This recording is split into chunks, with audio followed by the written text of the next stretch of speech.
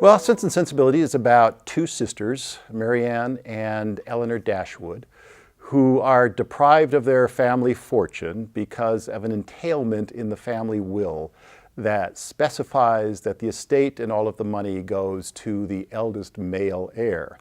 And so it goes to their half-brother, and they are set upon without a fortune in a very tough 18th century marriage market without much to bring to the table. And so the play is about the romantic ups and downs as they have suitors. Well, one of the things that makes a great work of art is one that lives for decades, centuries after the writer has passed. And Jane Austen's work today is more popular than it was in her time. In her time, it was read by a fairly select group of people. Today, it's read by millions worldwide. So there's something in the books about relationships, about the human condition, about falling in love, about women in male society that speak to people today. To make the novel into a play, we have an awful lot of scenes that take place in different locations. One of the things that we try to do is to have dialogue tell the entire story. So even though there are parts of the novel, and the majority of the novel is narrated, we don't have an actor standing in a spotlight talking to the audience and advancing the plot that way. When there's letters, and there's many letters, we don't have an actor standing in a spotlight delivering the letter. So it's all dialogue.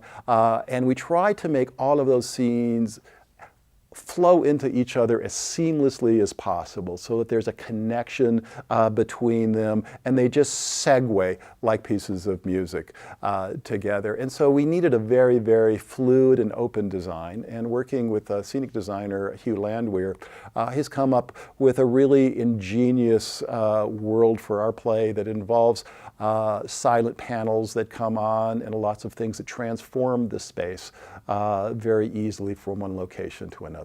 Costumes are from the Regency period, which is in the early 1800s, and Holly Payne, our costume designer, and I looked through lots and lots of research and pieces of art and illustrations from the period to come up with a design that really fit the different class distinctions, and also was very flexible because we go from very formal occasions to relatively informal occasions without taking an actor off stage and changing an entire costume. So we had to come up with some fairly creative solutions to accomplish all of that.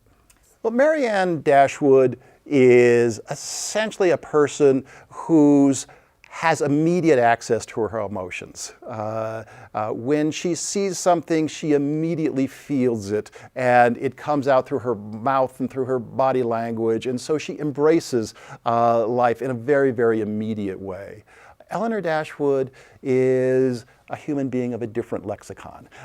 She is a person who feels things inside, who is private, whose thoughts are not immediately apparent, who observes social decorum in order to preserve people's feelings. And so if she disapproves of somebody, she wouldn't immediately let you know it, where Marianne doesn't have that sort of social censuring. You know, we measure the success of a production by the afterlife that it holds in someone's memory. And these books have a tremendous afterlife in someone's memory after they read them. And they can apply a lot of things in their everyday life to the journeys of the characters that they so identified with when reading the book.